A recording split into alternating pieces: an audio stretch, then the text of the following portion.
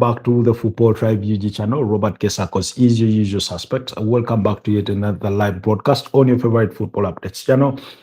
It's a beautiful Thursday morning, the 18th of December 2025, when we do come to you live from Kampala, Uganda. It's a sort of a cool, slightly cloudy morning down here in Kampala. The sun does promise to come out later. I hope there will be no heavy rains because my plants are going to be out on the road for today, and my hope is that we can have a sort of calm weather, that would be my hope for today. Anyways, today we do come very, very early. It's 35 minutes past the hour of 8 a.m. That means it's probably 5:35 a.m. in majority of the European countries. But we needed to do that. We needed to do that. Apologies on that. Somebody is trying to call my phone this early morning. Whatever the reason, I'm sure it can wait. I will get to them when I do get to them. But yeah, it's that kind of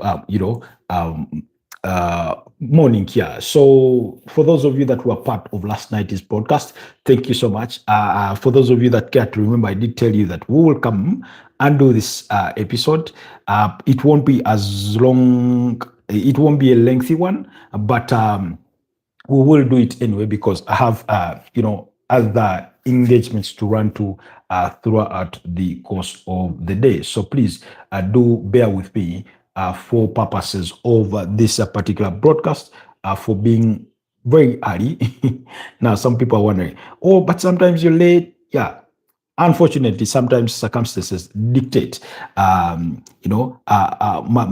life is not engraved in stone for the particulars of my routines, but I try to be as flexible as possible. And I'm really, really grateful for the ardent followers of this channel that afford me the same courtesy or flexibility to be here with us, even when times shift, hours or broadcasts shift. I remember, I think it was over the weekend or Saturday last week when we had to do our broadcast possibly at midday. I mean, all that happens, but you still, join us and we go through the latest from the world for football. So I hope this will be the same story. Anyways, there's plenty to discuss in as far as,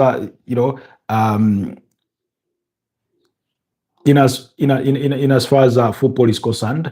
We will start on the African continent, where the Africa Cup of Nations is set to get underway.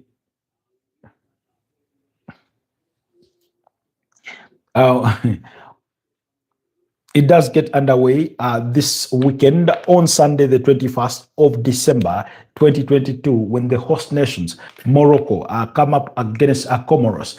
Comoros, I think it was in the previous edition, was it the previous edition or the one subsequent to that, where they were a bit of a surprise package, alongside the likes of Madagascar, for those of you that care to remember, in that edition of the Africa Cup of Nations. So the AFCON does return once again, for yet another opportunity for African teams to show what they are capable of in as far as things are concerned, in as far as the African football scene is concerned.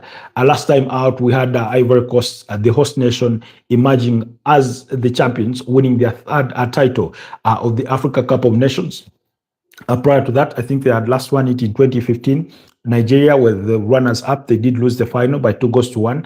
I think it was Sebastian Haller and was it and what's his name? Frank Kessie, who scored for Ivory Coast, Frank Kessie scored for Nigeria, and then for Ivory Coast it was Sebastian Haller who scores the winning goal.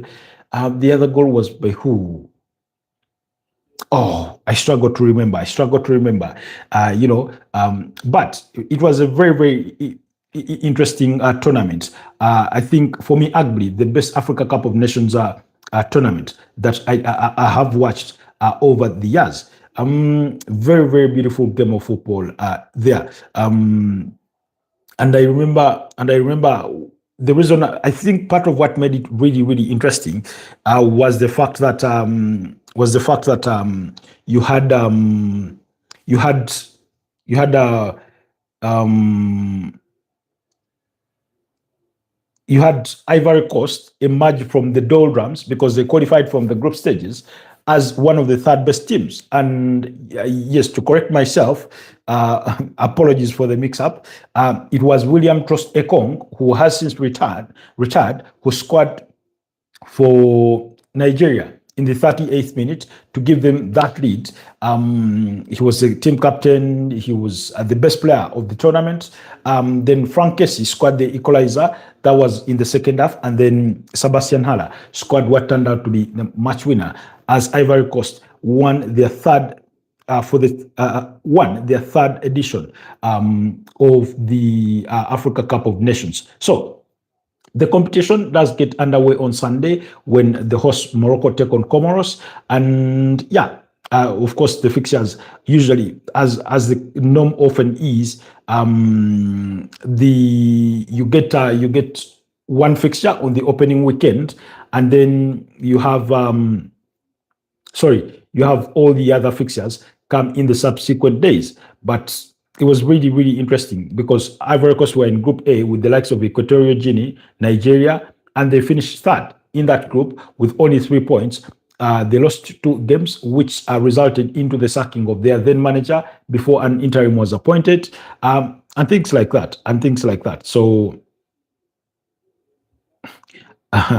and things like that. So it was sort of a beauty to watch during the course of that tournament. But they lost to the beat up against Guinea-Bissau in that tournament. Seko Fofana and Jean Philippe Crasso were the goal scorers for Ivory Coast, but they also I think they lost to Nigeria by 0-0. William Trostekong scored a penalty in that game. Then they lost to Equatorial Guinea by 4-0. I think that's what resulted into the sacking of the manager.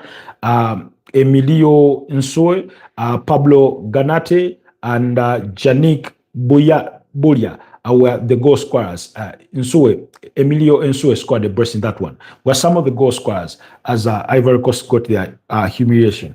Then I remember. Okay, I'm trying to find the performance of Comoros. No, I think Comoros were in the other edition. Apologies. Somebody is disturbing my phone constantly, and I do not know why that is the case. But let me see if we can find.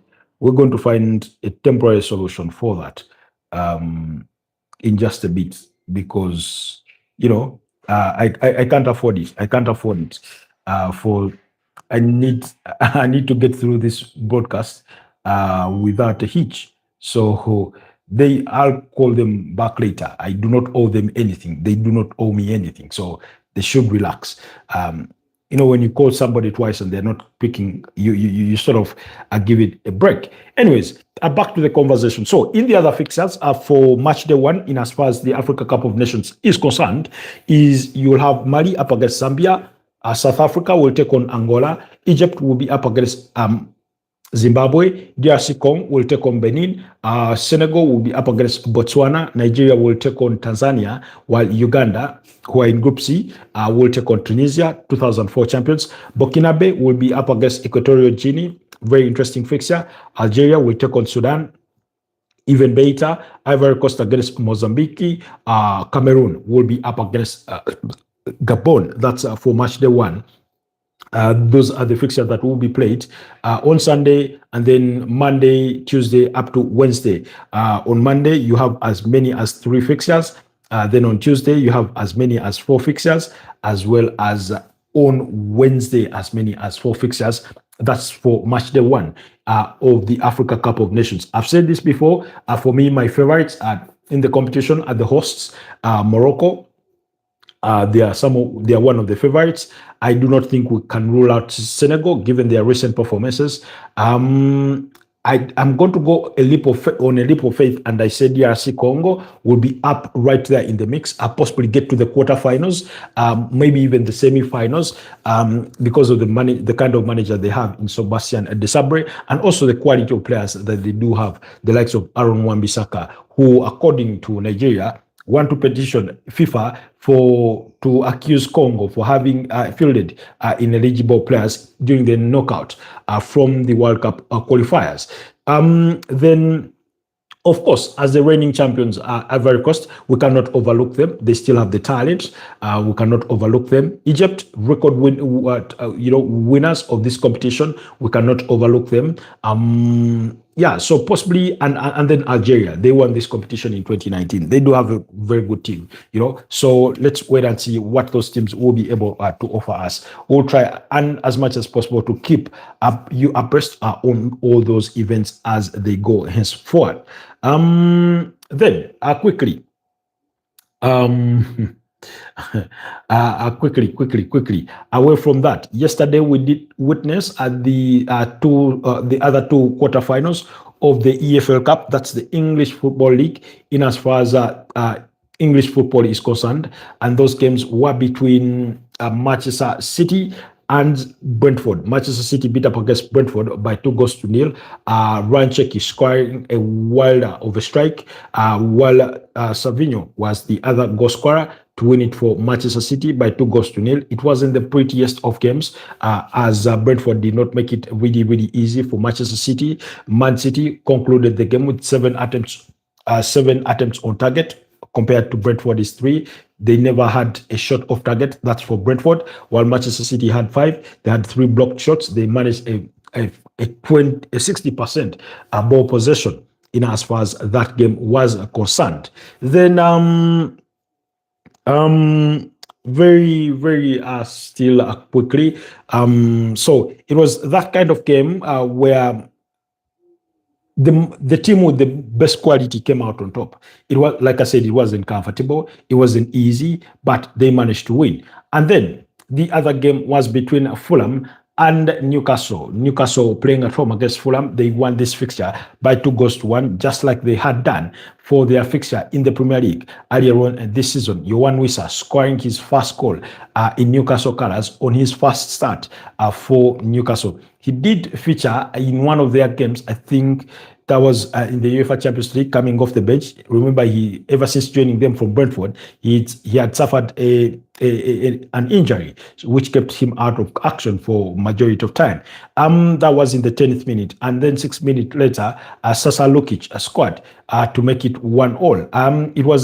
I thought it was a fairly balanced game overall.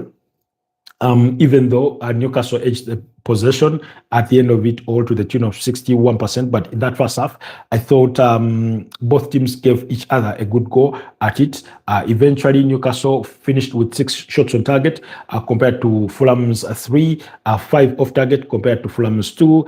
So they dominated the key affairs of the game. But those statistics, if you are watching the game, you feel that Fulham really, really had the footing in that game. And it was a late goal by Lewis Miley, thanks to a substitute assist provider through Sandro Tonali for Lewis Miley to head that ball to the back of the net. I think it was a set-piece play for Newcastle to win it late by 2-1. Now, we have already confirmed on Tuesday, Chelsea beat up against Cardiff City by 3-1 to advance to the semi-finals. Now, Man City won against Brentford to advance to the semi-finals.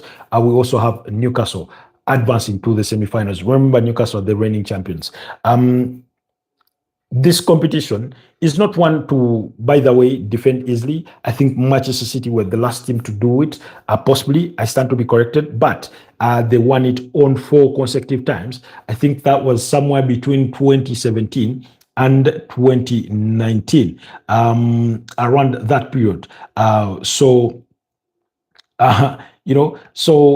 it's really interesting to see them back in the mold in as far as the sorry in as far as fighting for this competition is concerned. Like I said, Newcastle won it in 2025. Liverpool had won it the subsequent year. Sorry, the previous year they beat Chelsea by a goal to nil in the final. Then the year prior to that, Eric Ten Hag in his debut campaign, he won it. I think they beat Newcastle in the final. Then you go back to 2022, Liverpool won it. And then when you go back to 2021, that's when Manchester City won it. Actually, it was the period between 2018 to 2021. It was Manchester City winning it. Pep Guardiola winning it 4 consecutive times. But in Pep Guardiola's debut campaign, that was 2016-2017, it was Manchester United that won it. And just prior to that, Man City had won it. And then Chelsea. So Chelsea have not won it since 2015. It's Arsenal last won this competition in 1993, and they've only won it twice. The first time of asking coming in 1987, and then 1993. So it's not a competition that they win very often. Why do I bring up Arsenal? Is because Arsenal are in charge of the 4th quarter final game. That game will be played next week. I think on Tuesday against Crystal Palace. The reason as to why it wasn't played this week is because today, Crystal Palace are going to be in action in the UEFA Conference League. So that's why that fixture could not be played today. In fact, their game for Crystal Palace in the UEFA Conference League is said to be against Cups or QPS or KUPS. That's the game they are set to play this Thursday, and then go and play in midweek. Sorry, and go and play in the weekend in the Premier League. And then they will meet Arsenal. So that means Arsenal would have had a rest going into their fixture against Everton, as much as Everton have had. Then you can see that Crystal Palace have a congestion of fixtures. So now, really, we are waiting for that other. Crystal Palace will be in action in the late kickoff on Saturday when they play against Leeds United. We know Arsenal will be up against Everton. Those 2 games kick off at 11 p.m. East African time. While at 8:30, you have Tottenham up against Liverpool. Now, here's what I will say. When it comes to really, we are waiting for that other game in the quarterfinals. The draws for the semi-finals have already been conducted, and we have confirmed that Newcastle will be up against Manchester City. Remember, like I told you, the semi-final is a 2-legged fixture. You play home and away. So Newcastle will kick it off at St. James's Park and wrap things up at the Etihad Stadium. Last season, they were the first team to play away. They played away to the Emirates Stadium, won that game by 2-0, and also won the reverse fixture by a similar scoreline. Then the other semi-final will be between Chelsea and whoever wins between Arsenal and Crystal Palace. Remember yesterday, I think it was yesterday when I hinted on this or insinuated on this, that I would love to see a cup final between Arsenal and Manchester City at Wembley Stadium for this particular competition. Let's see the big boys tussling it for it once again, as we saw in the 2024 final between Liverpool and Chelsea. And I'm not trying to pour or to water down the final between Liverpool and Newcastle last year, because it was equally entertaining. Newcastle winning that one by 2-1. Federico Chiesa scoring the only consolation for Liverpool, with Alexander Isak among the goal scorers in that final, who is now since Liverpool. So, now, I was listening to a forum. I think there was an episode on TalkSport. They were discussing Arsenal, and they looked forward to the Crystal Palace game. And there was a gentleman, unfortunately I forget his name, who had reservations about Arsenal advancing to the semi-finals. Reason being, it would pile on their fixtures. And because, like I said, when you get to the semi-finals, that means you have two fixtures to worry about, particularly which will come in January. And we know the final itself gets played somewhere in between mid and late, usually late February. Now, but within that period, you pile on the fixtures, and then forget not the UEFA Champions League, which are concluded in 2025. On March the 6th, will resume in 2026 around January the 20th, and 21st. And when Arsenal return, they will have a game against, Inter Milan, after which subsequently they will wrap up their league format campaign with Kairat Almaty. Now, when you have those kinds of fixtures, when you do advance to the semi-finals, his concern is that you add, another two fixtures on a squad that is already, that you feel is under some form of distress because of the so many injuries they've had to suffer. Now, here's what I will say about that. One, when a season starts, all teams expect to play in the competitions for which they are involved in. They can never determine how far they can go until they get to those stages. For a team like Arsenal, with the squad that they have, in terms of depth and quality, some have argued, I inclusive, that possibly they have the best squad in the Premier League overall, and possibly by extension, Europe. Now, when you have that kind of squad, you are expected to compete on all fronts. Like I said, by the virtue of Arsenal's status, being the kind of team they are, being the brand that they are expected to compete on all fronts. Must I add, as an anecdote, that in January, you also have the FA Cup coming up. And I've already told you, in the FA Cup, they're going to have a game against Portsmouth. Now, Portsmouth is no easy opponent historically, but when you look at Portsmouth today, that should be an easy fixture. In fact, if you're Arsenal, with that kind of squad that you have, injuries or no injuries, that's a fixture you should be ticking to say, we will win that fixture without qualms and without using a lot of energy, as would require knocking out Crystal Palace in a cup final at the quarterfinals. Now, the game between Arsenal and Crystal Palace next week is a huge game. It's a London derby. We know Crystal Palace is a very stubborn side. We're talking about a team that beat up some giants on their way to winning the FA Cup last season. Man City being the culprit in the final, really Aston Villa had been the culprit in the semi-finals, and I think possibly in the quarterfinals, was it a Fulham or something? But the point is, they're no knockover. Two, the disadvantage for them as Crystal Palace is that their squad is not that broad, so they do not have the luxury of swapping players in and out. Largely, the core team is the same, and which, by the way, has come to be criticism for Arsenal. And I remember the person that made this point was, he's called James what? He's called James something. I'm forgetting his other name. James, who used to work with AFTV. Now, the reason as to why he mentioned this, that teams that go on to win championships are teams that have a consistent team, that 10 out of the 11 players are playing for you at least 10 consecutive games. And that's the core of the team. One would argue that maybe 7 at least. I mean, that's the aspiration. If all Arsenal players are fit, we know what the starting 11 is going to be. We know that David Raya is going to be a mainstay in goal. We know that William Saliba and Gabriel Magalhaes will be the centre backs. And by extension, this season, Yurian Timber will be at right back and Calafiori at left back. We know that the midfield partnership preferred by Mikel Arteta is Zubimendi, Rice, and Martin Odegaard. And then up front, you have your Victor Gyökeres, you have Bukayo Saka occupying one side.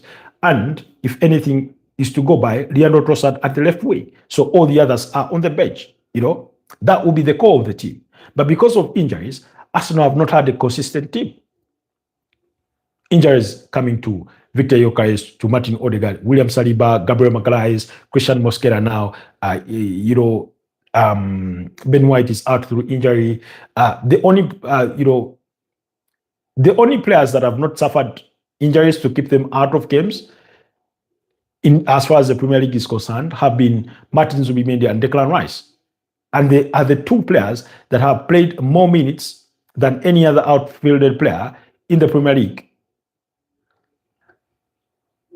than anybody else, because the one who leads in minutes played is David Raya, because he's in goal. He's the same face always, and has not had to deal with any injury. So my point is, whether there is a congestion of fixtures, Arsenal would have expected it. One, of course, they do not agree. I, for one, am one of those that has reservations over the congestions of the football calendar for Premier League teams or for English teams. Why? Because at the start of the season, they choose to play 1 week per game, let's say. And then we suddenly, when the Champions League season starts, which is usually played this week, you skip 1 week and play the other week. In between there, after like 4 weeks, that's when the EFL Cup comes in. But for the first 3 weeks or even 4 of the season, they play 1 game a week. And then when we get to December, they congest the fixtures, introducing midweek fixtures, as though it's the most ideal time. That's the less ideal time. Why? Because you then have other competitions coming into play. In January, teams are looking forward to the FA Cup. But in December, you have these quarterfinals of the EFL Cup. And then you know that by extension, other competitions are continuing. Europa League, Conference League, Champions League.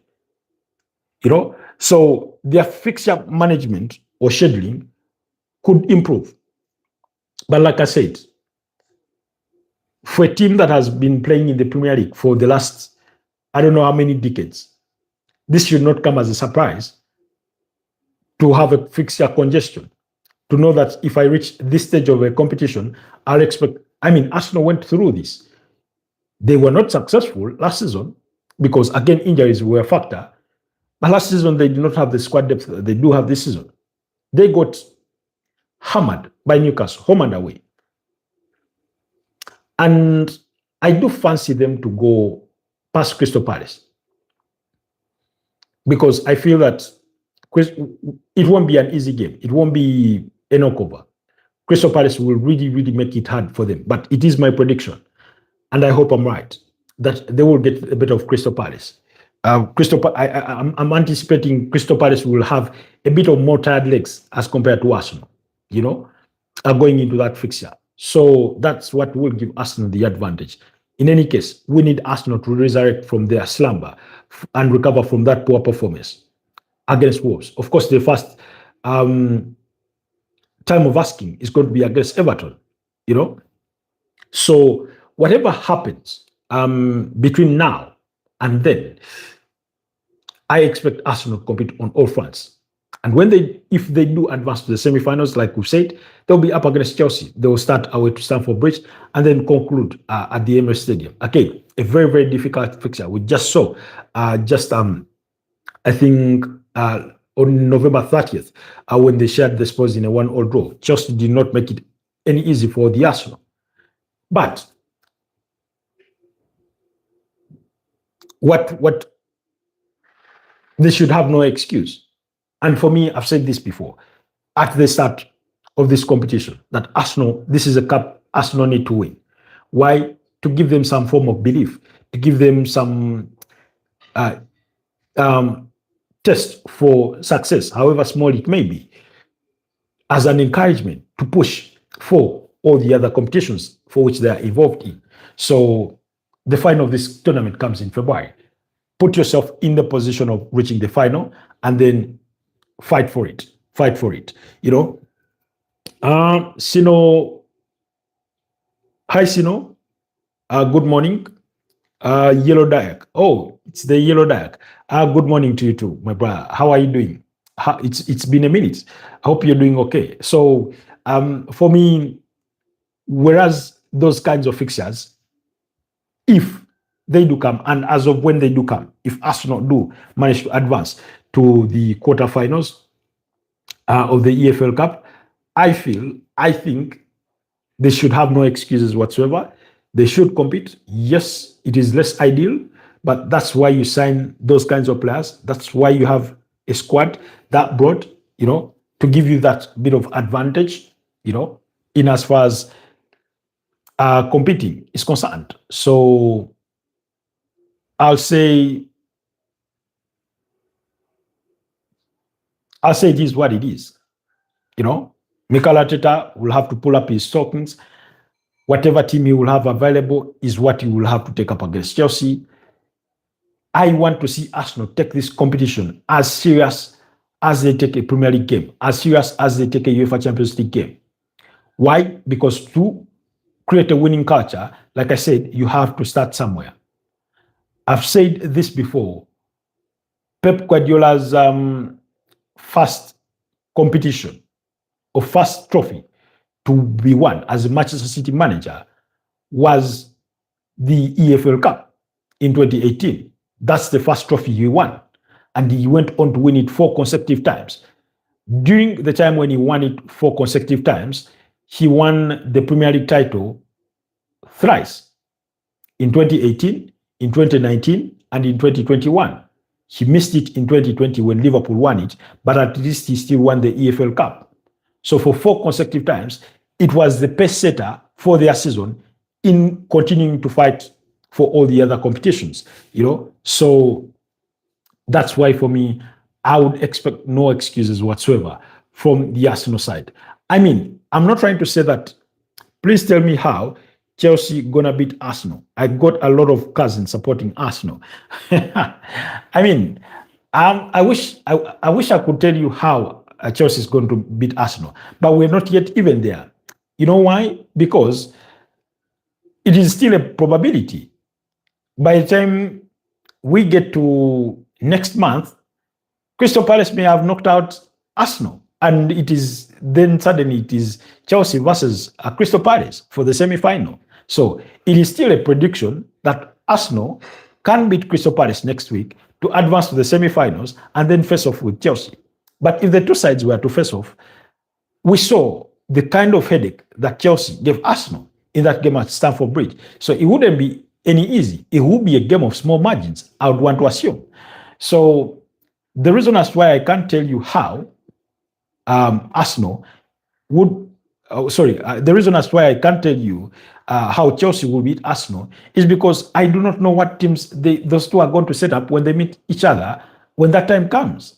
It could come at a time when Arsenal are so injury stricken that even the bottom side from the championship can beat them. It's been that trend for the season that literally in every game, they have a player going out with an injury. Ben White being the last culprit with a hamstring injury, which is expected to keep him out for a period of a month to 6 weeks. So that's why I can't predict that. I can't tell you how it will happen until we cross that bridge, until we get to the actual fixture, when we know what kinds of players are available for either teams. We know that Chelsea have had their fair share of injuries. Liam Delap, twice he's been injured this season.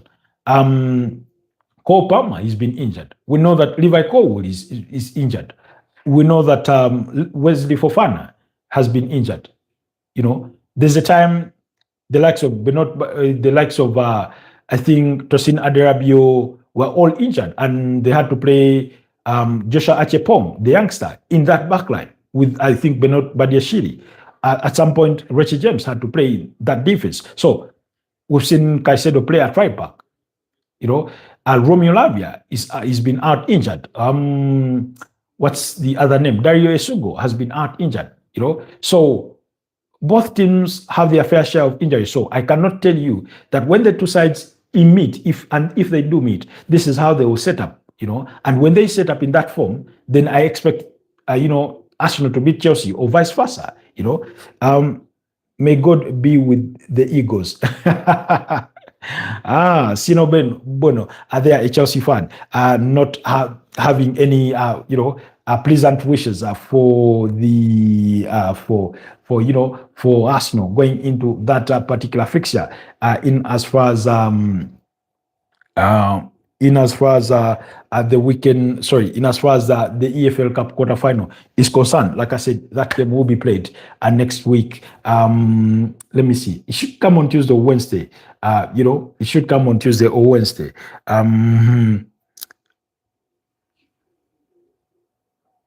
By the way, on two occasions when Manchester City were winning that competition for 4 consecutive times, on two of those occasions they beat Arsenal. They beat Arsenal. So I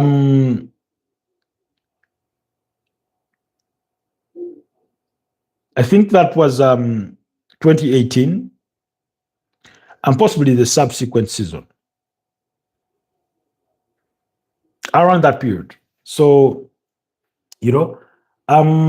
but yeah, let's see when that game is set for Arsenal versus Crystal Palace, because I did not have that on my fingertips. Oh, Jesus Christ. Let's see. When is that game slated for?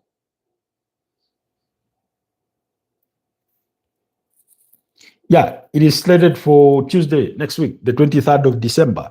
Kickoff time is yet to be determined. Is yet to be determined. But let's wait and see. Sino says, do you know I have to dye my hair red if Arsenal wins the league?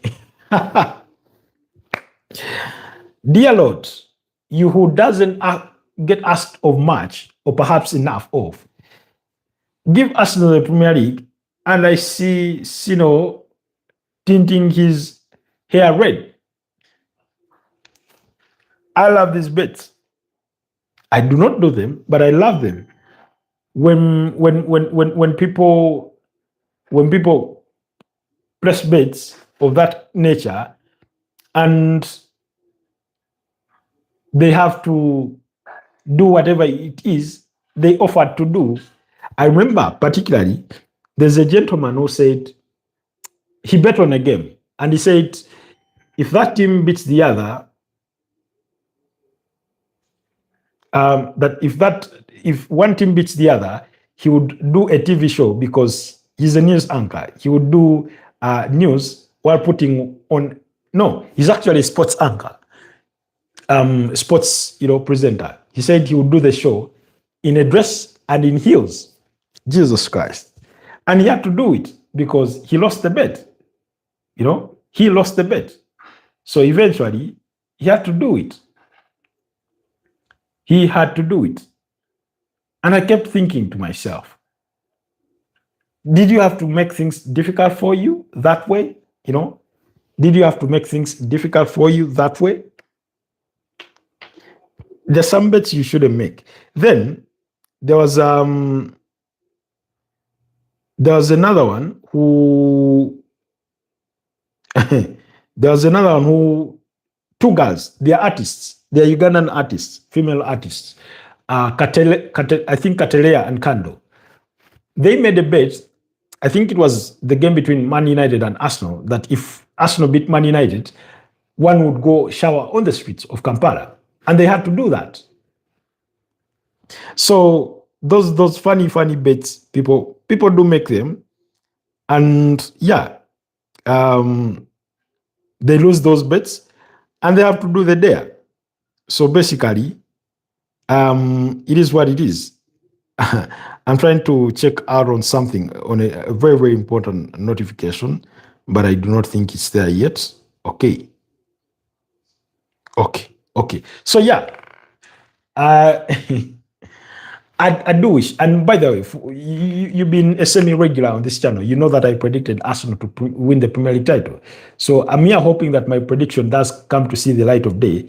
And then we see you doing what? And we see you tinting your hair red because Arsenal won a league title. How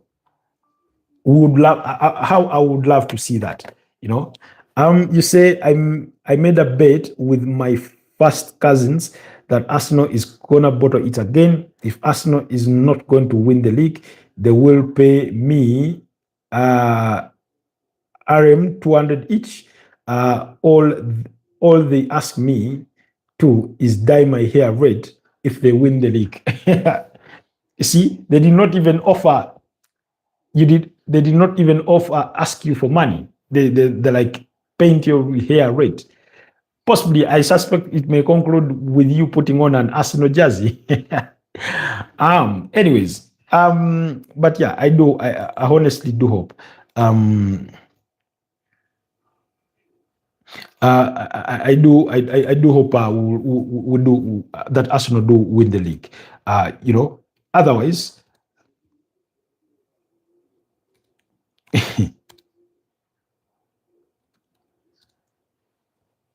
so I mean, let's just wait for those fixtures to come.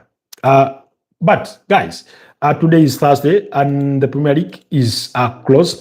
Is around the corner for match day 17. We'll have 8 fixtures played on Saturday. Only one fixture will be played on Sunday, and then another fixture will be played on Monday. That will be between Fulham and Nottingham Forest. On Sunday, it will be only Aston Villa against Manchester United at 7:30 p.m. But all the other 8 fixtures will be played. Will be played. Will be played. Will be played on Saturday. The early kickoff involving Newcastle and Chelsea. Then we'll move on to Burnley away to Bournemouth. Brighton at home against Sunderland. Man City have West Ham at home. Wolverhampton Wanderers going to be up against Brentford. Tottenham Hotspurs will be up against Liverpool. The games for Burnley, Brighton, Man City, and Wolves will be coming at 6 p.m. East African time. Tottenham Hotspurs at 8:30 p.m. East African time against Liverpool, as while Everton away to Arsenal away to Everton, and Crystal Palace away to Leeds will come at 11 p.m. East African time. We'll find time to discuss all those fixtures, in as far as that is concerned. So, guys. Okay, let's see. Bono says, no, I'd rather dye my hair than wear an Arsenal's jersey.